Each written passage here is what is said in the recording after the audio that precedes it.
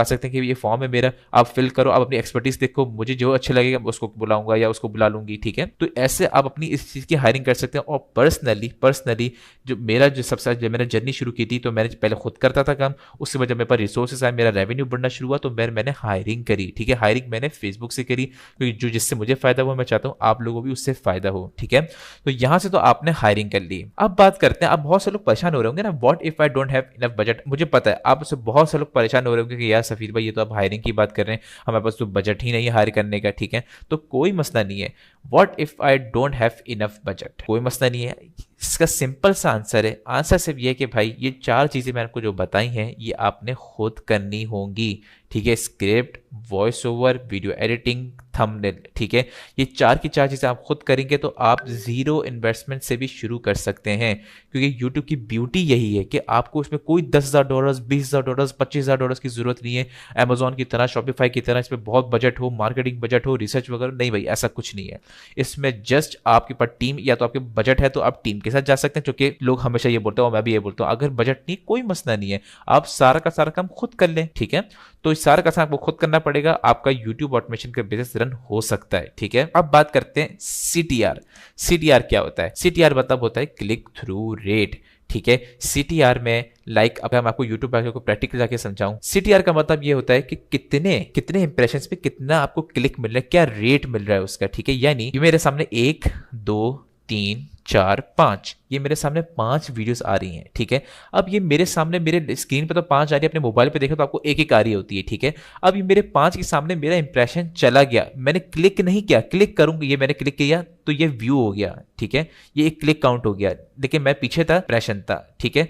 यानी अगर मेरे सामने ये इनके सामने अगर 1000 लोग इंप्रेशन आए, यानी 1000 लोगों के सामने इनकी वीडियो जाए तो 100 लोग उसमें से क्लिक कर लें, तो उसको कहते हैं 10% का सीटीआर। नहीं समझ में आई? दोबारा समझाता हूँ। ये मैं स्क्रॉल कर रहा हूँ, ठीक है, ये सब मैं स्क्रॉल कर, जिस से आप अपने मोबाइल पे स्क्रॉलिंग करते हैं ना, इस तरह से आप अपने पीसी पे स्क्रॉलिंग कर रहा हूँ। ये सारी की सारी जो वीडियोस मेरे सामने आ रही है ना, इन पे इंप्रेशन काउंट हो रहा है मेरा, ये क्लिक नहीं है, ये बात याद रखिएगा, इंप्रेशन काउंट हो रहा है। यानी इंप्रेशन का मतलब ये होता है कि आपको बंदा आपकी वीडियो को ऊपर से देख के गया है, ठीक है, लेकिन ये मेरा इंप्रेशन था, अब मैंने इस पर क्लिक कर दिया तो ये हो गया व्यू काउंट, क्लिक हो गया ये, ठीक है।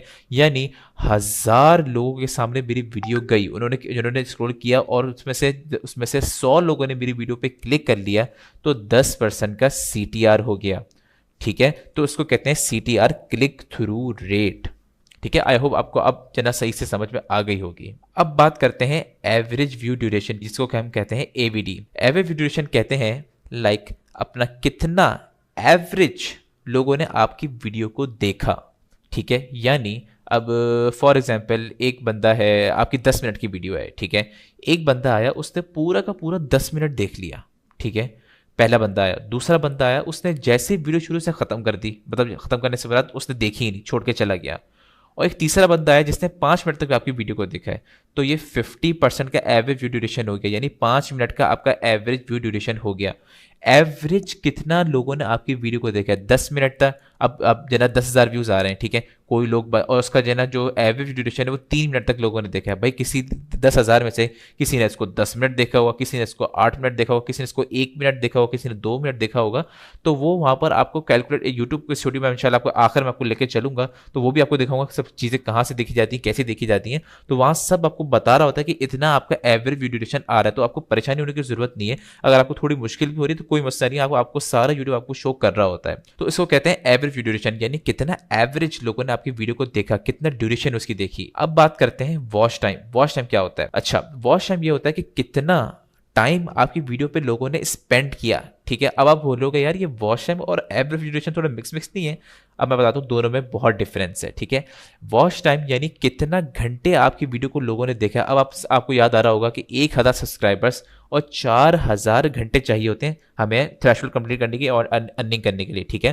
जो 4000 जो घंटे हैं वो होता है वॉच टाइम आपका, यानी 4000 घंटे आपकी वीडियो को लोगों ने देखा हो। अच्छा, अब मैं आपको थोड़ा सा प्रैक्टिकल, थोड़ा सा आपको ग्राफ में समझाता हूँ। फॉर एग्जाम्पल, एक हमारी वीडियो की ड्यूरेशन है 10 मिनट। अब हमारी एवरेज व्यू ड्यूरेशन जो है वो 3 मिनट तक आ रहा है, ठीक है। यानी 10 मिनट की वीडियो थी, 3 मिनट तक लोगों ने इसको एवरेज देखा है और टोटल व्यूज हमारे 10,000 हैं। यानी 10,000 व्यूज आए, उसमें से 3 मिनट तक लोगों ने इसको एवरेज देखा है। अब 10,000 लोगों ने, किसी ने इसको 8 मिनट देखा होगा, किसी ने 10 मिनट देखा होगा, किसी ने 1 मिनट देखा होगा, किसी ने 3 मिनट देखा होगा, लेकिन भाई ये एवरेज बता रहा है कि 3 मिनट तक लोगों ने देखा है। अब नीचे आ जाए तो वॉच टाइम जो है आपका क्या हुआ, 10,000 व्यूज मल्टीप्लाई बाय 3 मिनट्स, यानी 10,000 लोगों ने 3 मिनट तक देखा, तो आपके कितने मिनट बने, 30,000 मिनट, या फिर 500 वॉच आवर्स, यानी 500 घंटे। ठीक है, तो ये आपका वॉच टाइम होता है, एवरेज ड्यूरेशन, यानी 3 मिनट तक लोगों ने देखा, और आपका वॉच टाइम बना 500 घंटे। ठीक है, दोनों में आपको, आई होप अब आपको अच्छी तरह समझ में आ गया होगा। अब बात करते हैं यूट्यूब रेवेन्यू पॉलिसी क्या है। ठीक है, यूट्यूब की रेवेन्यू पॉलिसी बहुत सिंपल है, यानी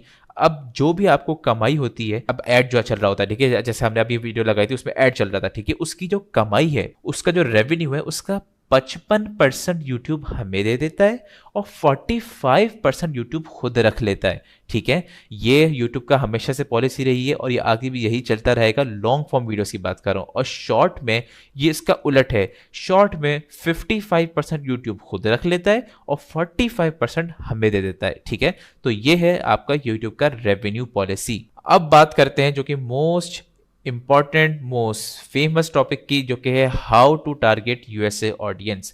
लिटरली मुझे इंडस्ट्री में काम करते हुए इतना साल हो गया है, और लिटरली हर हफ्ते मुझे इतने लोग सवाल पूछते हैं, क्योंकि सबको भाई यूएसए कमाई करनी है, यूएसए पैसा कमाना है, डॉलर्स में कमाने, तो सवाल तो बनता है भाई, अच्छा सवाल है, how to target USA audience.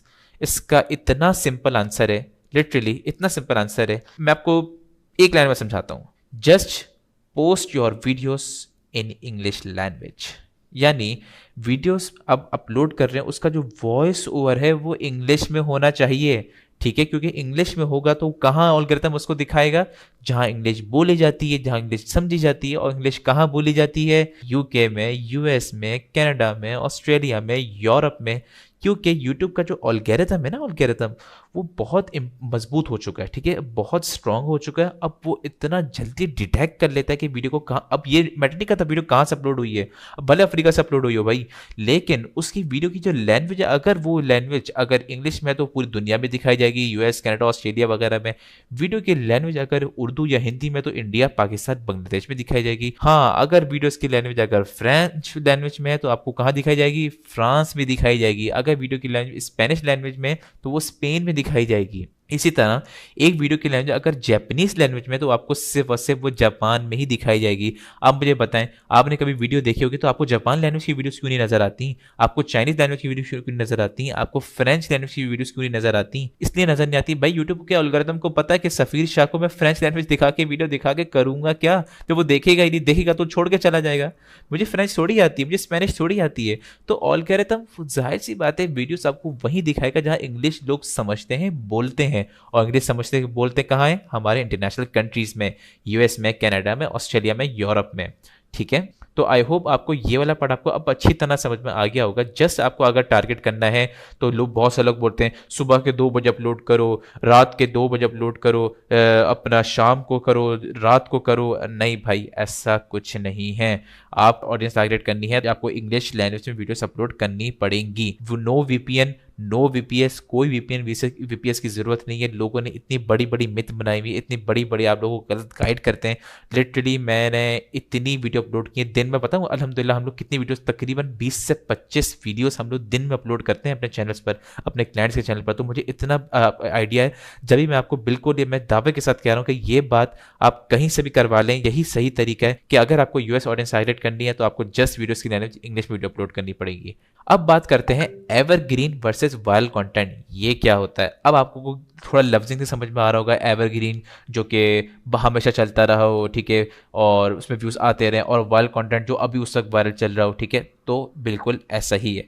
Evergreen का मतलब वो होता है जो कि उसके व्यूज कांस्टेंट आ रहे हों, उसका किसी से मजहब से लेना देना नहीं, उसका किसी से सीजन से लेना देना नहीं, उसका किसी से कुछ लेना देना नहीं। ठीक है, अब उसके 5 साल पहले वीडियो अपलोड की तो उस वक्त भी 5 साल पहले भी व्यूज आ रहे हो, आज भी व्यूज आ रहे हो, और 5 साल बाद भी व्यूज आ रहे हो। ठीक है, इसको कहते हैं एवरग्रीन। वायरल कंटेंट उसे कहते हैं जो कि उस वक्त वायरल चल रहा हो। अब वायरल कंटेंट में हमारे पास, आप फॉर एग्जांपल, वैसे अब तो जंग में काफी टाइम गुजर गया, लाइक अपना गाजा और इजराइल की, तो उस वक्त वायरल कंटेंट था वो। ठीक है, अब नहीं है। ठीक है। अब वो जो न्यूज़ है वगैरह वो थोड़ी दब चुकी हैं, अब लोग इतनी बात नहीं कर रहे, तो अब वो वायरल कंटेंट नहीं है। एवरग्रीन